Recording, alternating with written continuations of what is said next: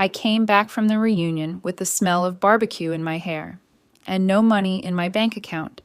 It was the kind of heat that clung to your skin long after the sun went down. Boise in mid-July, when even the breeze felt like breath from an open oven.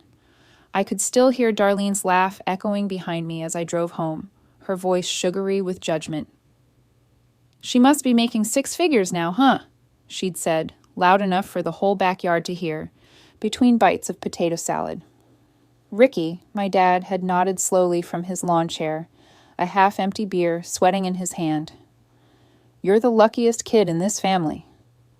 That was always the line, wasn't it? Luck, not hard work, not sacrifice. Luck. The sun had already dipped below the hills when I pulled into my apartment lot, gravel crunching under the tires. I was still in the same jeans I wore to the reunion, still wearing the fake smile I'd stitched across my face all afternoon. I didn't take off my shoes when I stepped inside. I just moved, straight to the kitchen, dropped my purse on the counter, opened my laptop. It had become a habit, checking my bank balance, not because I didn't trust myself, but because years of bailing out other people had taught me to expect surprises. I typed in my password, hit enter, waited for the screen to load, then stared. $87.16. I blinked, thinking maybe I'd opened the wrong tab. Refreshed. Same number.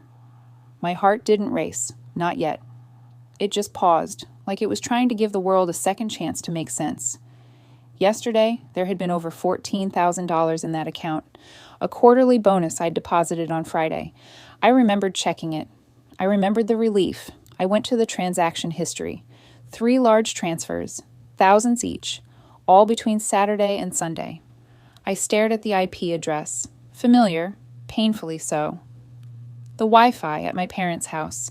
At first I didn't move. My fingers hovered over the trackpad like they could undo it, like the money might come back if I just didn't look away. I stood there in the cold light of the screen, the hum of the fridge louder than my own breath, and felt something crack quietly inside me. It wasn't just the money, it was the audacity, the quiet entitlement, the lack of even a text. I whispered aloud, though no one was there to hear it. No way, he wouldn't, not Dad. But my voice didn't sound convinced, because deep down I wasn't. The signs had always been there. 100 tiny moments I'd shoved aside in the name of keeping peace. The emergency Darlene called about last year. School supplies for the twins. I'd wired her $300, only to see her post a Sunday brunch spread with mimosas and manicures 2 days later. Pamela's line, the one she always used when money came up.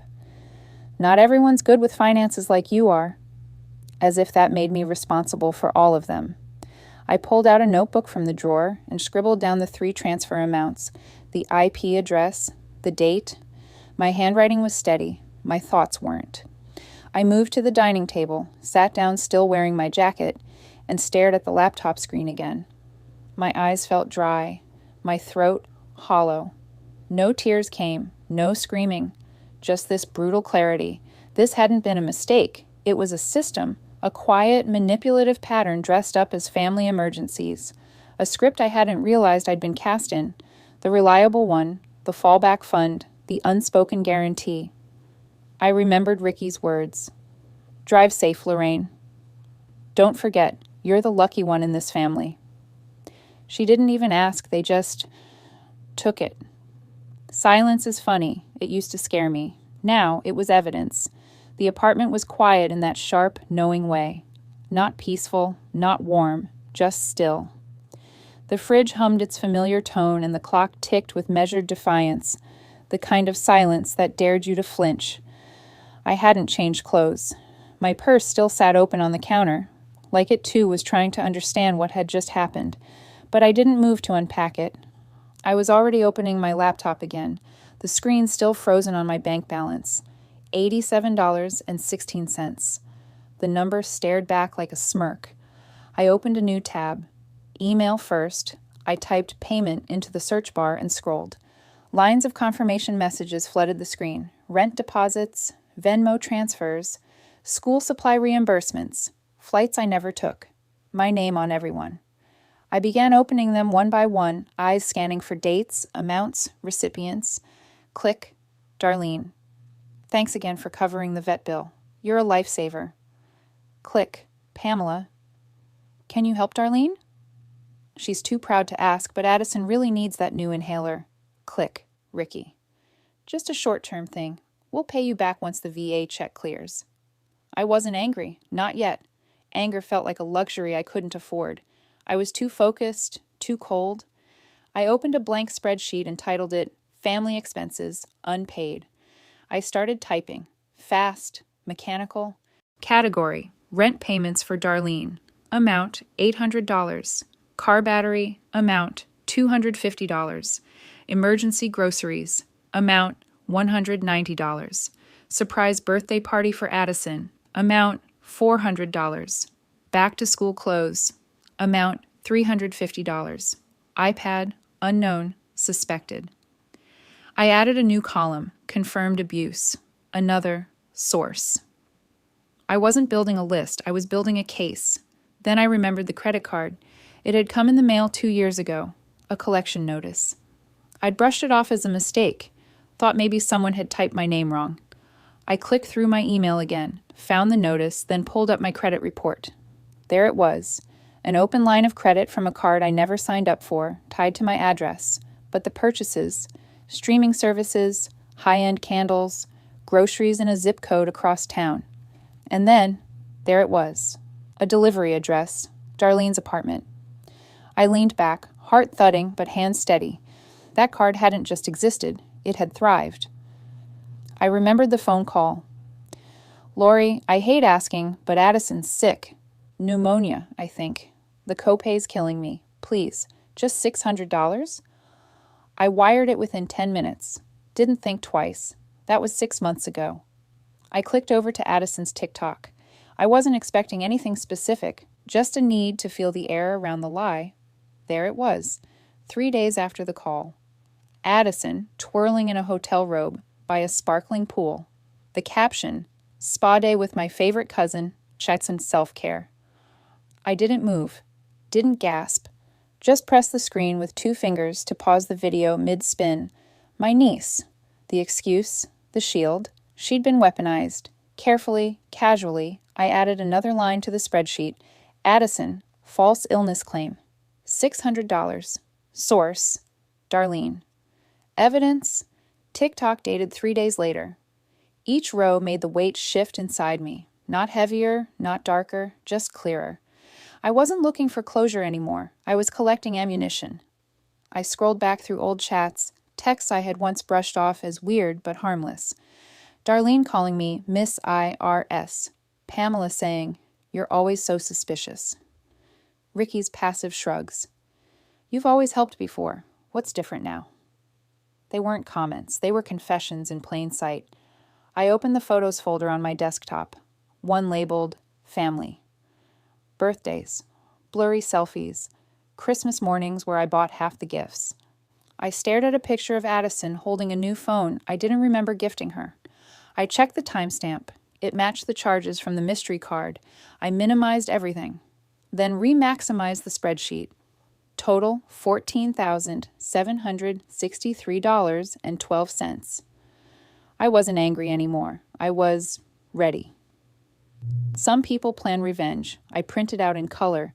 The manila folder was heavier than it should have been. Not physically, but in every other way. It pulsed in my hand like a live wire as I stood on the edge of the driveway, the porch light flickering above me like it too had second thoughts. Their house looked exactly the same. White siding, ceramic wind chimes, that fake potted plant no one had watered in weeks. But I didn't see a home anymore. I saw a crime scene. I didn't knock. I rang the doorbell once, hard. Pamela opened it, wine glass in hand, as always. Her lips pulled into something resembling a smile, but her eyes, they were already calculating. "You didn't say you were coming," she said lightly, like we were about to share tea. "I'm not here to eat," I replied, stepping past her. The living room was dim.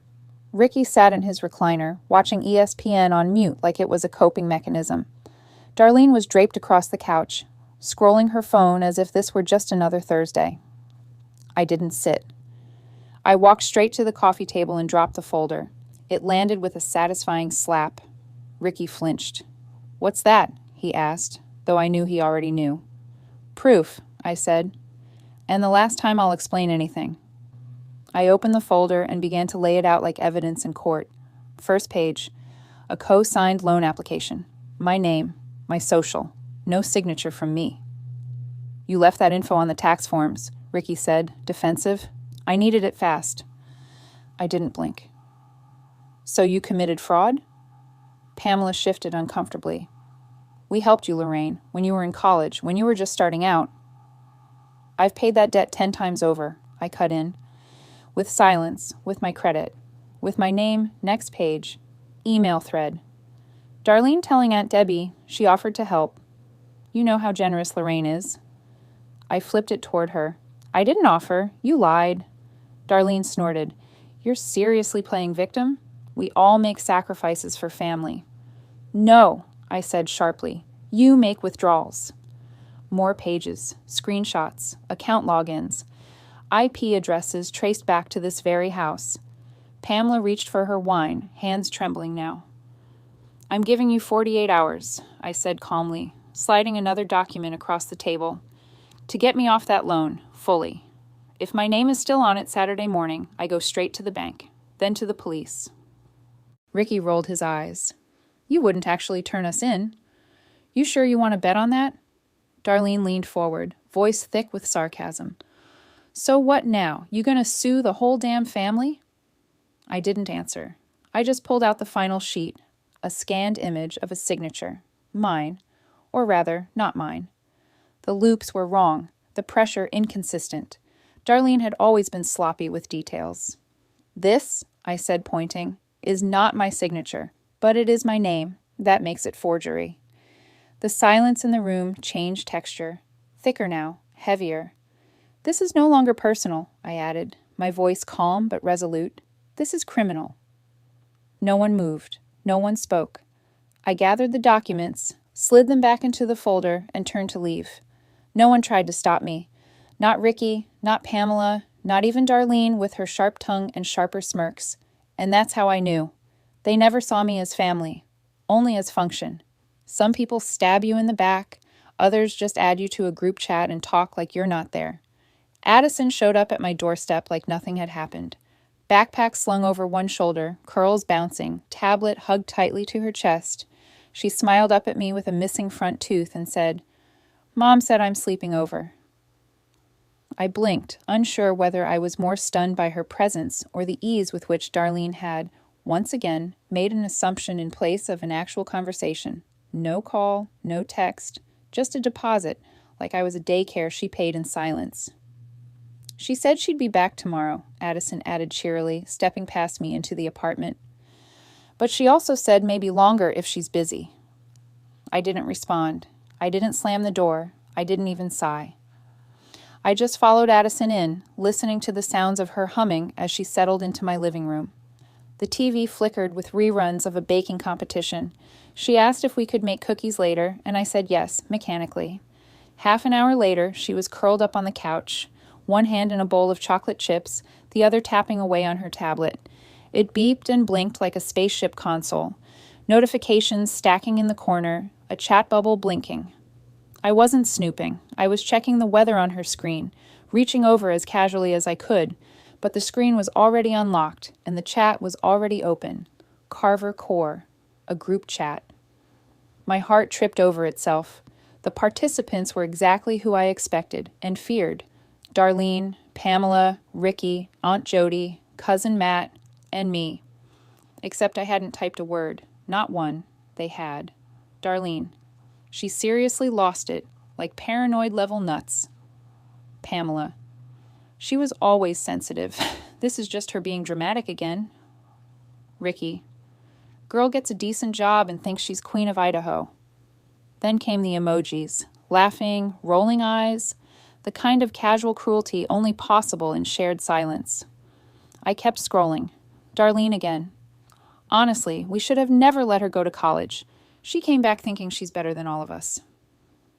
Addison sat beside me, utterly unaware, licking cookie dough from her thumb and asking if we had rainbow sprinkles. I murmured yes, setting the tablet down gently like it was made of glass and I was already full of cracks. Later, after Addison had fallen asleep, crumbs on her shirt, TV humming low, I stood by the kitchen window and stared at the reflection of myself in the glass. Not crying, not breaking, just still. I picked up my phone, clicked open the camera. One by one, I photographed the entire chat thread, every word, every emoji, every passive-aggressive jab that masqueraded as family banter. Then I turned off the lights and went to bed. Not because I was tired, but because I was done pretending to be surprised. The next morning, as I stirred creamer into my coffee, Addison padded into the kitchen in fuzzy socks. She plopped her tablet down on the counter and said, "Oh, Mom said not to tell you about the iPad, because you'll think it's stolen." The spoon clinked hard against the mug's rim. I looked at her. "What do you mean?" Addison shrugged. "She said Grandma bought it. But really, Mom got it with the card she keeps hidden. The one she said came from you." My hand froze midair. "And also," Addison added, licking the edge of her spoon, "she said not to talk about my new phone. Mom said it's better if you think it's a gift." I stared at her, at this sweet, innocent face that was already learning how to lie softly, not to hurt, but to survive. My stomach twisted. That evening, after I dropped Addison off, without a word to Darlene, I sat at my desk and opened my email. 2, lawyer's name. Subject, formal documentation of abuse and misuse. Immediate review. Requested attachments, screenshots, summary notes, timeline draft. I wrote the body with a cold calmness I didn't know I had. I asked for a meeting. I requested a full action plan. I didn't hedge. I didn't ask if this was too much, because it wasn't. As I clicked send, I didn't feel relief. I felt clarity. I walked to the window, watching the street lamps flicker on one by one, the same way my illusions had begun to go dark. I didn't just lose money. I lost the illusion of being loved. They thought silence would buy them time. What it bought was a subpoena. The invitation had come from Pamela. A text, short, casual, wrapped in faux warmth. Just us. Lunch on Sunday. Let's talk like family. That had always been code for, let's sweep it under the rug before outsiders find out. So I showed up. Not to eat, not to talk like family, but to end the performance once and for all. The table was already set when I arrived. A roast glistened at the center, surrounded by carefully arranged side dishes like offerings to an altar. Ricky was in his usual chair, flipping through channels with the remote. Pamela smiled tightly when she saw me, smoothing the front of her apron like it could iron out the tension in the room. Darlene barely looked up from her glass of sweet tea, nails tapping rhythmically on the glass stem. I didn't greet them. I didn't sit. Instead, I reached into my bag and pulled out a manila envelope, neatly sealed, my attorney's name printed on the top left corner. I placed it directly onto my dinner plate. Nobody moved. Pamela blinked first. "We thought this would be a chance to reset," she said, placing a dish of rolls near my elbow. "To clear the air." I tilted my head. "Clear it or twist it?" Ricky set the remote down, folded his arms. "Look, none of us handled things perfectly, but dragging this out, it's just hurting everyone." "Especially you," Pamela added, like she was reciting from a script she didn't believe. I smiled, sharp and unkind.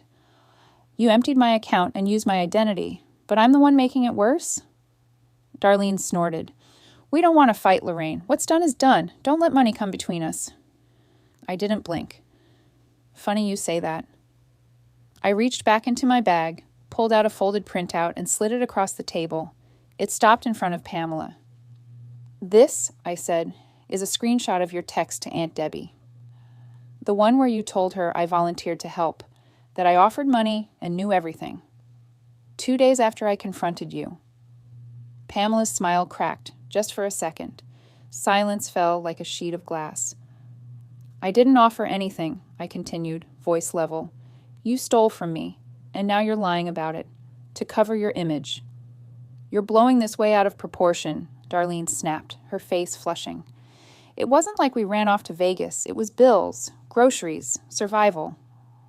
Then why lie about it? I asked, still standing. Why cover your tracks if you thought it was justified?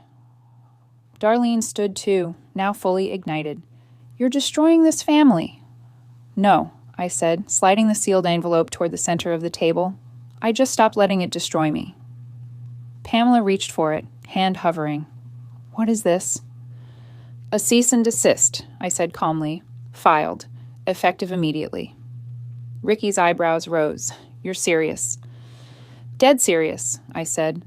Any further abuse of my identity, credit cards, loans, false narratives, will be included in the investigation. That includes financial manipulation, coercion, and the use of a child to cover up a crime. Darlene's voice cracked. You're bringing Addison into this? She's already in it, I said, because you put her there. Pamela leaned forward like she might beg, but the words never formed. No apologies. Just discomfort. Just disbelief that I had dared to flip the script they wrote in my absence. I didn't wait for consensus. I didn't care who agreed. I turned toward the door, the quiet scraping of my chair the only goodbye I'd offer. I left the roast untouched, the lies exposed, and the guilt exactly where it belonged, with them. I didn't lose a family. I lost a cage. The rain in Eugene didn't fall the way it did in Boise.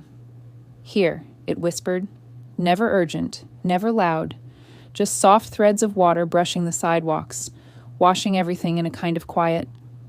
3 months had passed, enough time for a legal battle to unfold and end, enough time to change my zip code, enough time to forget the exact tone of Darlene's voice when she called me selfish. The letter came on a Tuesday, plain white envelope, no frills, just the bold font of my lawyer's stationery on the upper left. I opened it with steady fingers. Inside, confirmation that my name had been fully removed from every fraudulent loan, that the court had ruled in my favor, that Darlene, Pamela, and Ricky had all failed to contest the evidence. In fact, they hadn't even shown up for the final hearing. The silence they used as punishment had become their undoing. I folded the letter once, carefully, and slid it into the drawer beside my bed, not for safekeeping, just for record. That same day, I checked my phone for missed calls, an old habit. There was one. Voicemail, from Pamela. I stared at the notification for a long moment, then pressed play. Her voice crackled through the speaker, tentative and thin. Lorraine, I didn't know it would go this far. We never meant to hurt you. We always assumed you'd be there. You always were. There was a pause, then, your sister's not doing well. This has been hard. Can't we just stop this? I deleted it without hesitation. No reply, no guilt, not anymore. Later that week, another envelope arrived. Handwritten this time, the script unfamiliar, but careful. Inside was a check, $1,200, and a folded note. It was from Kelly, Darlene's ex-sister-in-law. We had never spoken more than a few polite sentences at family gatherings, but her words now were precise, cutting through the fog like a lighthouse. You stood up when no one else would. Years ago, you covered things my brother should have. I saw it all. Thank you. This is just a small piece of that. Late, but honest. I didn't deposit the check. Instead, I left it on the kitchen windowsill where the Oregon sun could fade the ink. It wasn't about the money. It was about someone seeing me, finally, for what I gave and what I lost. That night, I sat at my small desk and pulled out a clean sheet of paper. No keyboard, no screen, just ink and a heartbeat. I wrote a letter to myself, not to forgive them, but to forgive me, for staying too long, for not asking questions, for thinking love and loyalty were the same thing. You don't owe silence to anyone who harms you, even if they share your last name, even if they once tucked you in at night. Loving yourself is not betrayal. It is self-salvation. I folded the letter into thirds and placed it in the back of my nightstand drawer, behind receipts and expired coupons. Then I opened the photo box. Inside were snapshots from another life, birthdays, holidays, Addison as a pumpkin on Halloween. I didn't cry. I didn't burn them. I just picked one of the group pictures, stared at it a moment longer than I meant to, and slipped it into a file marked archive. The rest went back in the box. Tape over the lid, into the closet, not erased, just not carried. That Sunday, I woke early. The sky was still slate gray, undecided. I brewed coffee, pulled on a sweater, and stepped out onto my tiny porch. The street was quiet. Golden leaves gathered in clusters along the sidewalk. Somewhere a dog barked, and someone watered plants on their balcony.